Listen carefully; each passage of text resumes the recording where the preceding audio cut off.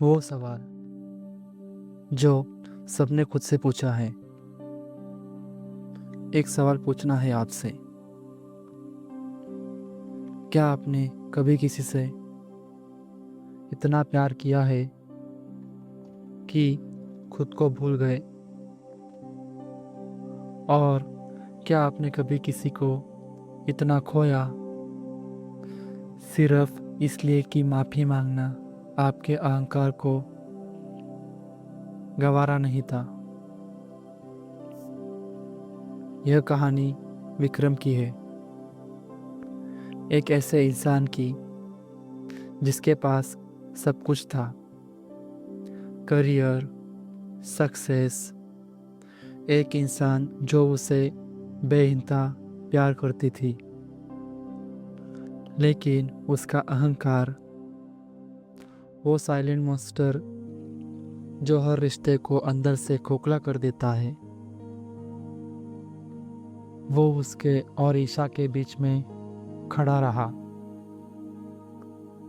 और एक दिन ईशा चली गई।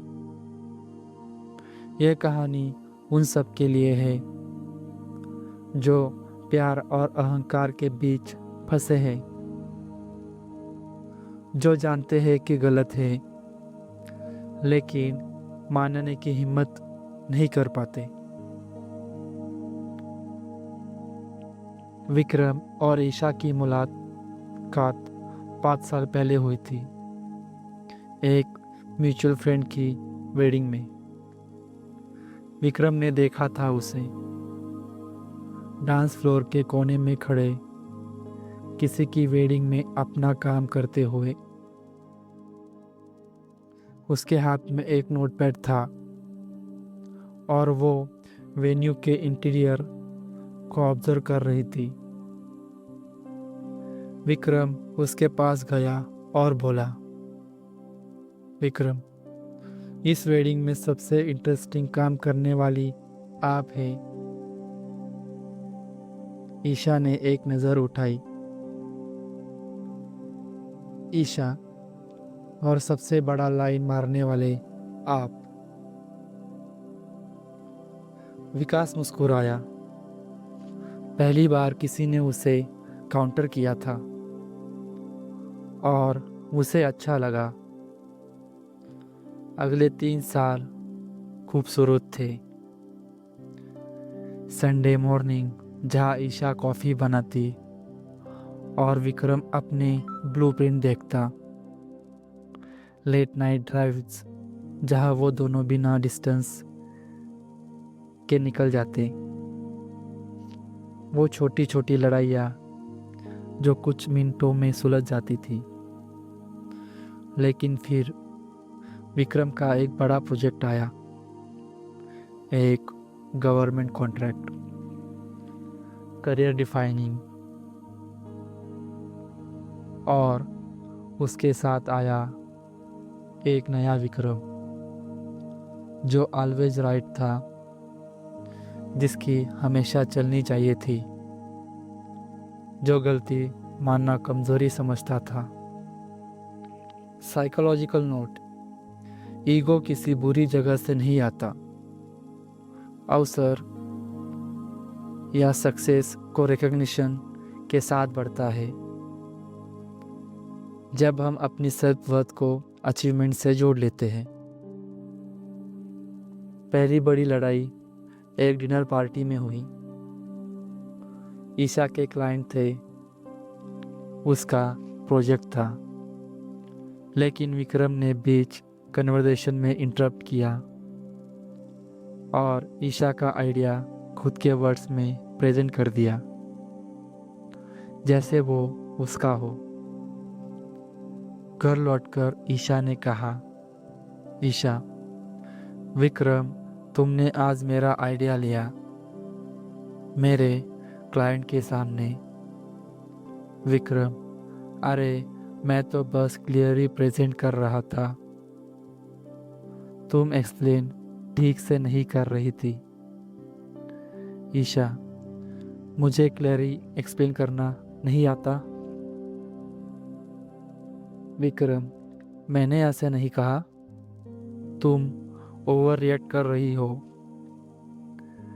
ईशा चुप हो गई, लेकिन उसकी चुप्पी माफ़ी नहीं लगी। वो एक और क्रैक था उनके रिश्ते में। Psychological note. साइकोलॉजी में इसे गैस लाइटिंग नहीं, पर ईगो प्रोटेक्टिव डिसमिटल कहते हैं। जब कोई अपनी गलती देखने की बजाय दूसरों की भावनाओं को इनवैलिड बताए। दूसरी लड़ाई 3 महीने बाद ईशा को एक बड़ा अपॉर्चुनिटी मिला था। दुबई में एक प्रोजेक्ट, 3 महीने का।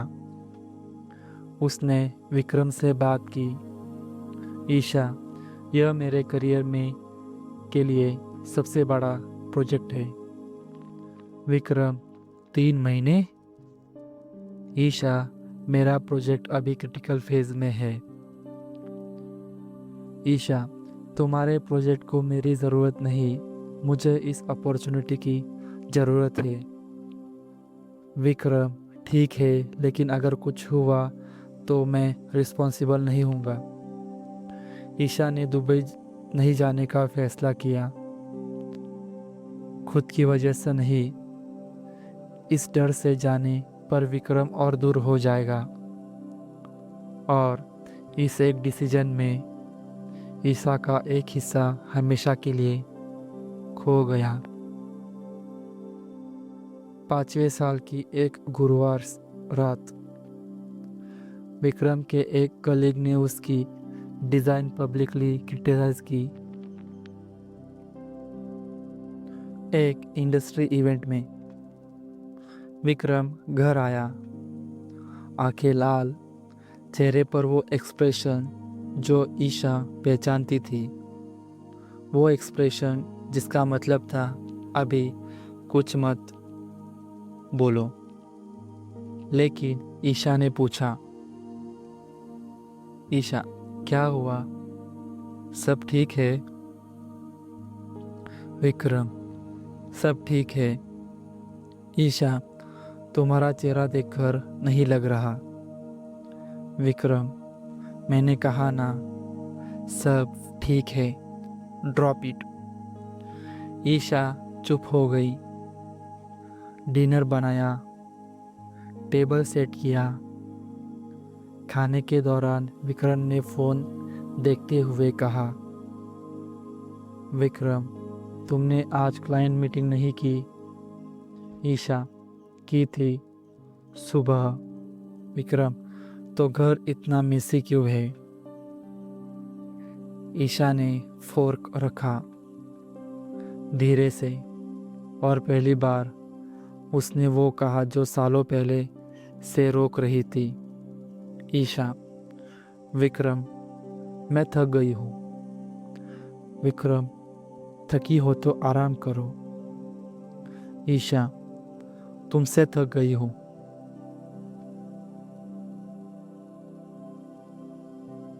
कमरे में साइलेंस। वो साइलेंस जो शब्दों से कहीं ज़्यादा कुछ कह देती है।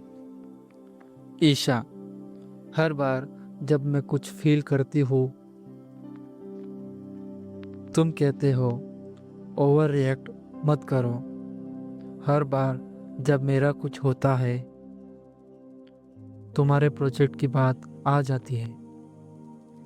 हर बार जब मैं तुम्हारे पास आती हूँ, तुम्हारा ईगो दरवाज़ा खोलता है, तुम नहीं। विक्रम, ये क्या बकवास है? ईशा, यह बकवास नहीं है विक्रम, यह 5 साल है। विक्रम उठा, वही किया जो वो हमेशा करता था। विक्रम, अगर तुम यही सोचती हो तो शायद तुम्हें सोचना चाहिए कि तुम यहाँ क्यों हो। वो बेडरूम में चला गया, दरवाज़ा बंद किया। ईशा वही बैठी रही, टेबल पर ठंडे खाने के सामने, और उसने एक डिसीजन लिया। अगली सुबह विक्रम उठा। अगली सुबह विक्रम उठा। ईशा का सामान नहीं था, उसके परफ्यूम की खुशबू, लेकिन वो नहीं। टेबल पर एक नोट था, छोटा सा। मुझे नहीं जाना था, लेकिन तुम्हें जाने नहीं दिया। अब मैं जा रही हूँ ताकि तुम खुद से मिल सको, ईशा। विक्रम ने नोट पढ़ा। एक बार, दो बार, फिर उसने वो किया जो नहीं करना चाहिए था। विक्रम खुद से ड्रामा। उसने नोट रखा, कॉफ़ी बनाई और ऑफिस गया। लेकिन ऑफिस में ड्राइंग बोर्ड के सामने बैठकर उसका दिमाग वहाँ नहीं था। ईशा के वर्ड्स लूप हो रहे थे। हर बार जब मेरा कुछ होता है, तुम्हारे प्रोजेक्ट की बात आ जाती है। विक्रम ने अपना काम बंद किया। रणवीर को कॉल किया। विक्रम, ईशा चली गई। रणवीर, कब? विक्रम, आज सुबह। रणवीर, क्यों? विक्रम, उसे लगता है मेरा ईगो बहुत बड़ा है। साइलेंस। रणवीर, वो गलत नहीं है। विक्रम ने कॉल काट दिया। रात के 2 बज रहे थे। विक्रम अपने अपार्टमेंट में था, अकेला।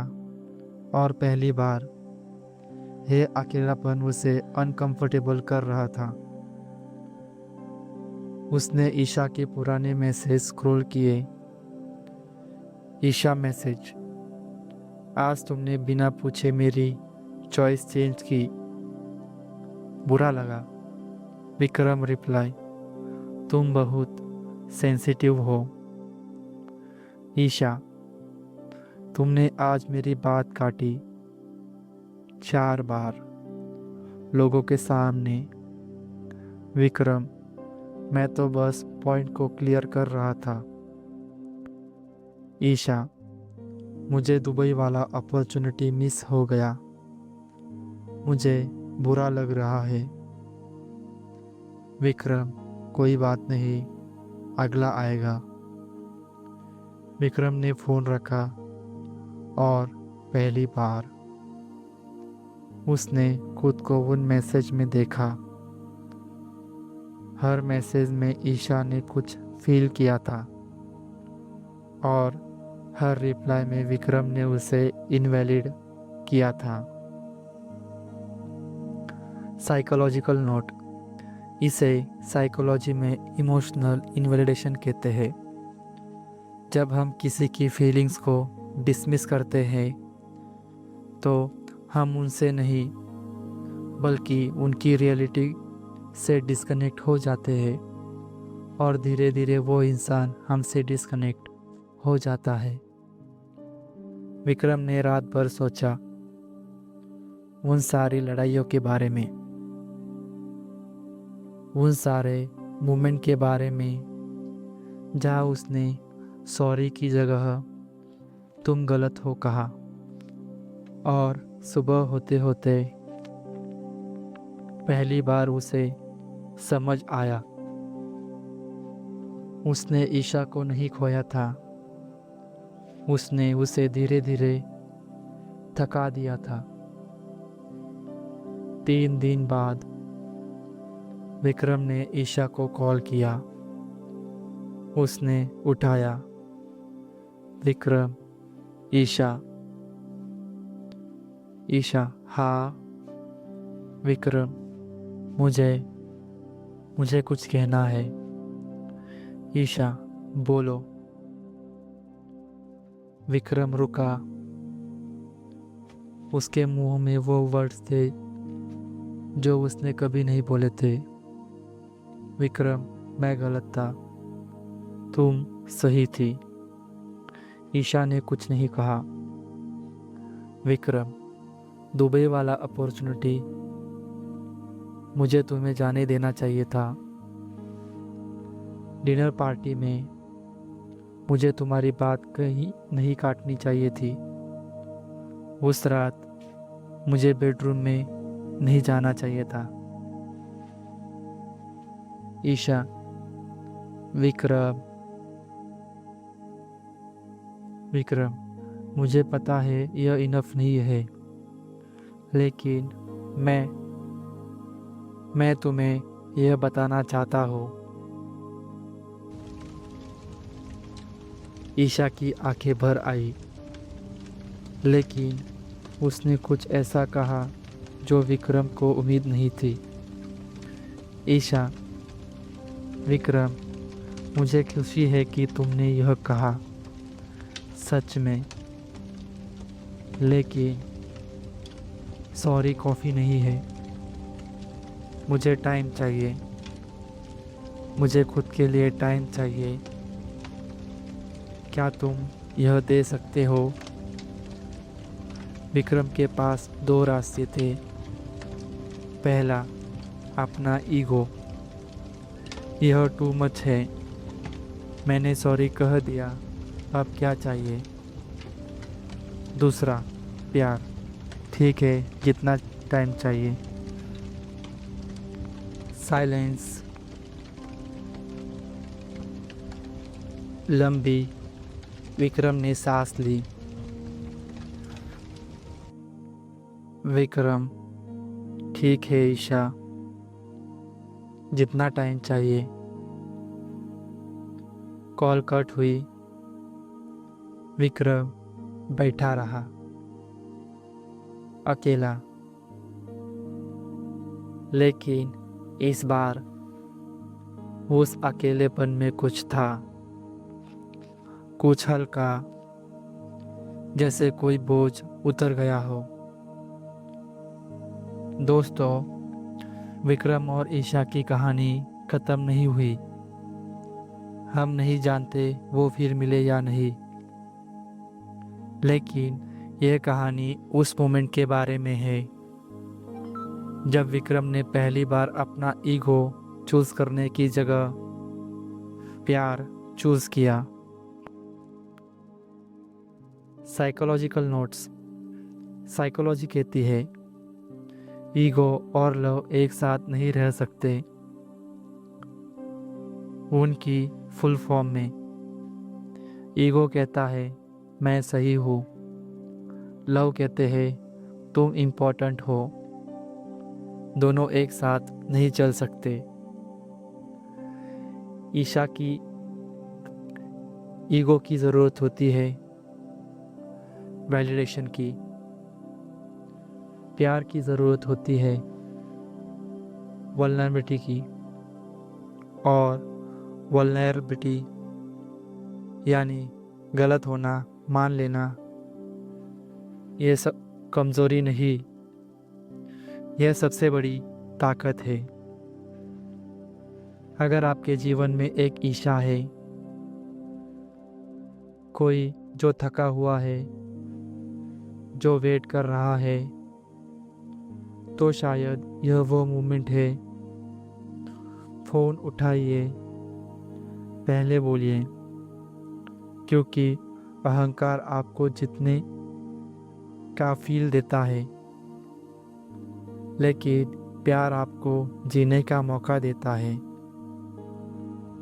कमेंट में बताइए, क्या आपने कभी अपने अहंकार की वजह से कोई ज़रूरी रिश्ता खोया है? क्या आपने कभी वो पहला कदम उठाया जब ईगो ने रोका था? आपको एडवाइस नहीं दूंगा, बस यह जानना चाहता हूँ कि हम सब इस रास्ते पर हैं। अगर यह कहानी किसी एक इंसान के दिल तक पहुँची तो उसे शेयर करें। उस इंसान के साथ जिसे शायद आज यह सुनने की ज़रूरत है। सब्सक्राइब करें थिंकिंग स्टोरीज। मिलते हैं अगली कहानी में। तब तक के लिए अलविदा, बाय, और मिलते हैं एक नई अवेयरनेस के साथ।